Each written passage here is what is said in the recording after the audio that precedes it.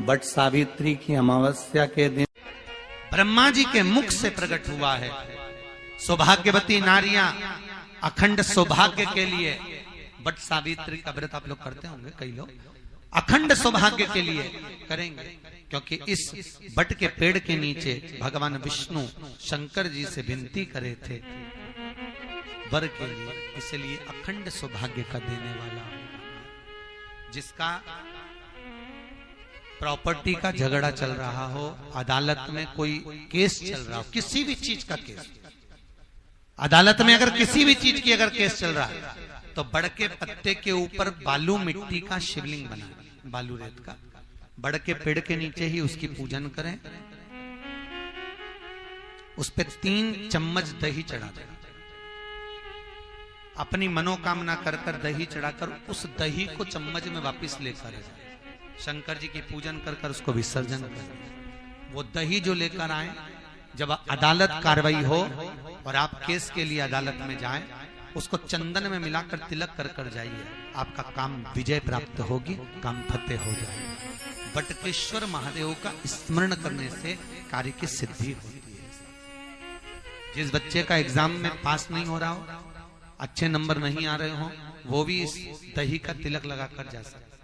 बटकेश्वर ऐसे भगवान शिव विराजमान हैं। 16 श्रृंगार में नारी के हाथ की चूड़ी का कलर अलग हो सकता है, चूड़ी की डिजाइन अलग हो सकती है, चूड़ी अलग हो सकती है, चूड़ी महंगी सस्ती हो सकती है, मंगलसूत्र की कीमत ऊंची नीची हो सकती है, पांव की बिछुड़ी की कीमत ऊंची नीची हो सकती है, कान के कुंडल की कीमत ऊंची नीची हो सकती है। तुम्हारे शरीर पर जितने जितने 16 श्रृंगार हैं उसकी कीमत ऊंची नीची हो सकती है। केवल मंगलसूत्र की डिजाइन बदल सकती है, नाक की लौंग की डिजाइन बदल सकती है, कान के बुंदे की डिजाइन बदल सकती है, हाथ की चूड़ी की डिजाइन बदल सकती है, पांव की पायल की डिजाइन बदल सकती है। केवल नारी के 16 श्रृंगार में एक श्रृंगार ऐसा है जिसकी कीमत जो पहले थी वही कीमत आज तक है और उसकी डिजाइन आज तक नहीं बदली। वो मांग का सिंदूर है, एक जैसी डिजाइन है और एक जैसी कीमत है। सारे श्रृंगार की कीमत अलग, पर मांग में जो सिंदूर डाला जाता है वो एक कीमत का होता है, एक डिजाइन का होता है और एक जैसा होता है, और वो सबसे भारी होता है। सावित्री यमराज से कह रही है मेरे पति को छोड़ दो। यमराज कह रहा है सावित्री तेरा पति मर चुका है, मांग के सिंदूर को पोंछ दे। सावित्री कहती है पूरा श्रृंगार उतार दूंगी पर मांग का सिंदूर नहीं पूछने दूंगी। तब यमराज ने कहा जब तक तू मेरे मांग का, अपनी मांग का सिंदूर नहीं उतारती तब तक तू मेरे पास नहीं आ सकती।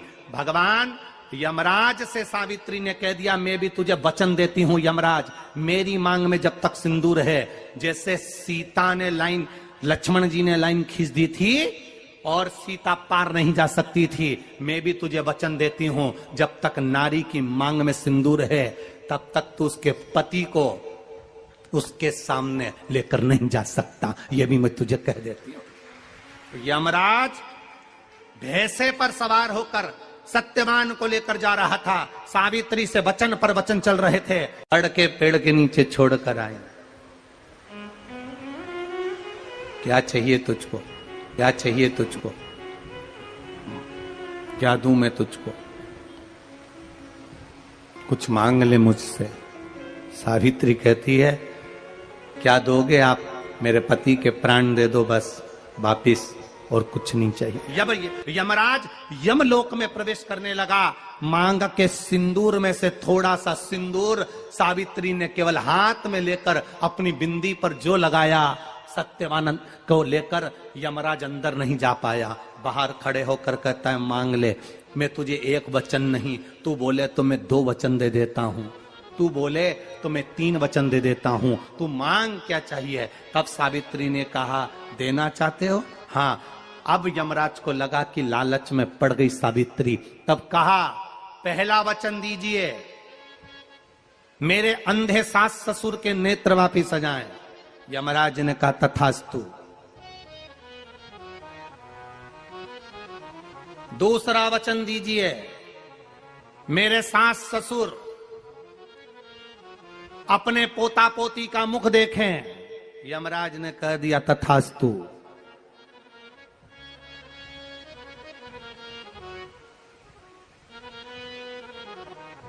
जाओ। यमराज जाने लगे, फिर आग जलने लगी। कहने लगे अब मैं अंदर क्यों नहीं जा पा रहा हूं। सावित्री कहती है तुमने वर दिया है, मेरे सास ससुर पोता पोती का मुख देखें, उनके बेटे को तुम ले जाओगे तो पोता पोती कहां से होगा,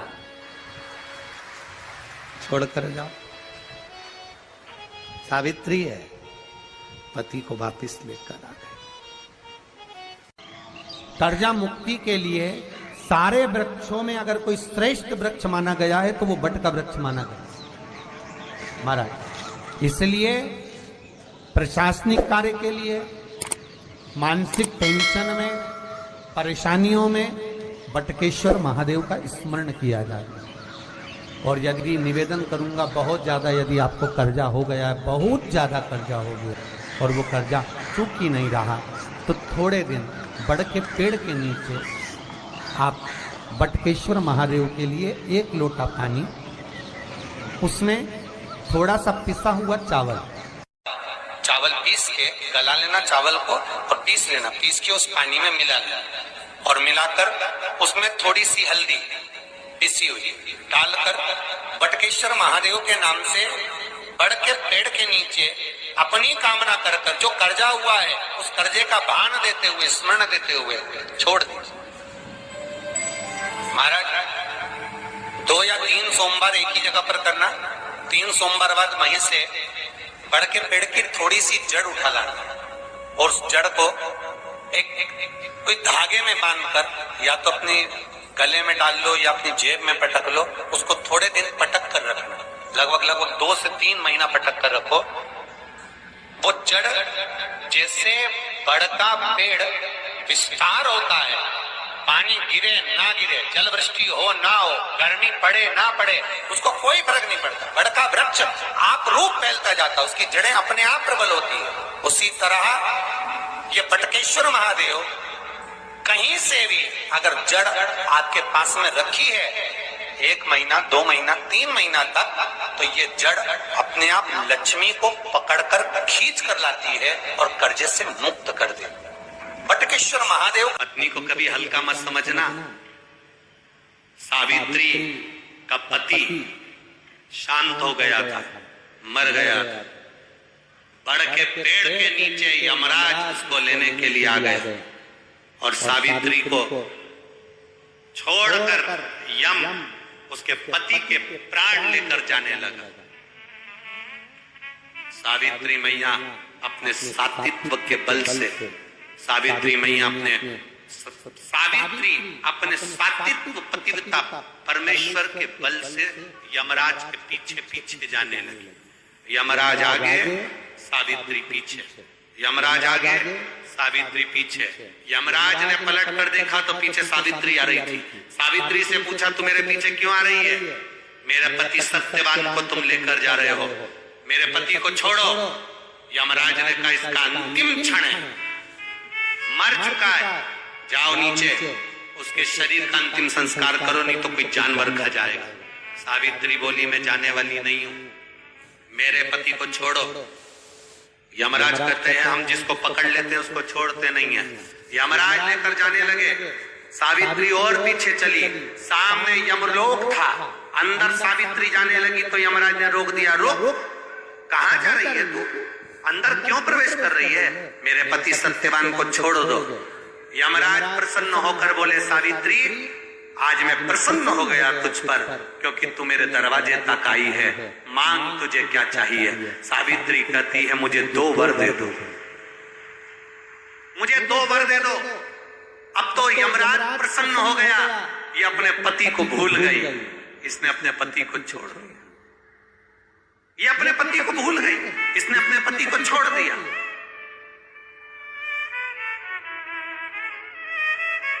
और इसने अपने पति को छोड़ दिया। अब ये कुछ मांगेगी, 2 वर मांगेगी तो मैं इसको 2 वर दे दूंगा। यमराज प्रसन्न हो गए, अपनी पति को छोड़ा इसने। यमराज ने कहा अपने पति को छोड़कर जो तू 2 मांगेगी मैं दे दूंगा, बस पति मत मांग। तो सावित्री ने कह दिया नहीं मांगूंगी पति। ठीक है, मांगो। सावित्री ने कहा पहला वर दीजिए।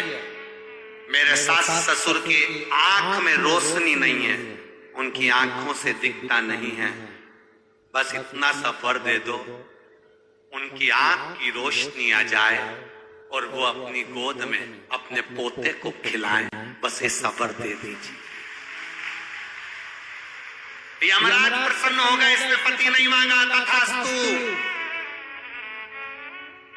अब यमराज ने कहा दूसरा वर मांगो। सावित्री बोली दूसरा वर दे दीजिए।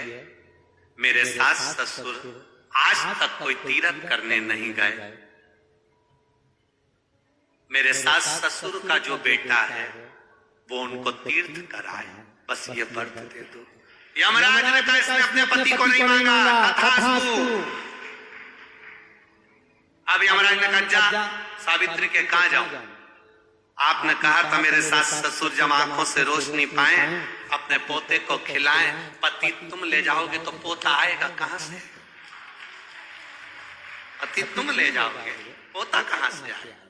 और यदि मेरे सास ससुर के बेटे उसको तीर्थ कराएं तो मेरा पति अगर तुम ले जाओगे तो उनका बेटा ही तो है, तीर्थ कराएगा कौन? यमराज प्रसन्न हो गया, उसने उस सत्यवान को वापिस लौटा दिया। वो सत्यवान सावित्री।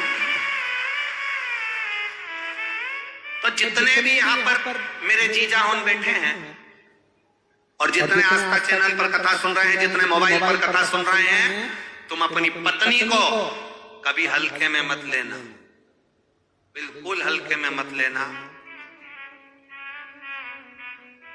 तुमसे ज्यादा बल व्रत का, उपास का, भजन का ज्यादा बल, तुमसे ज्यादा बल इनके पास रहता है। तुम सोचो कि बोल रहे हो कि मैं मंदिर में हूं, उसको बिना घंटी के घंटी बजती है दिमाग, वो तुरंत पहचान जाता,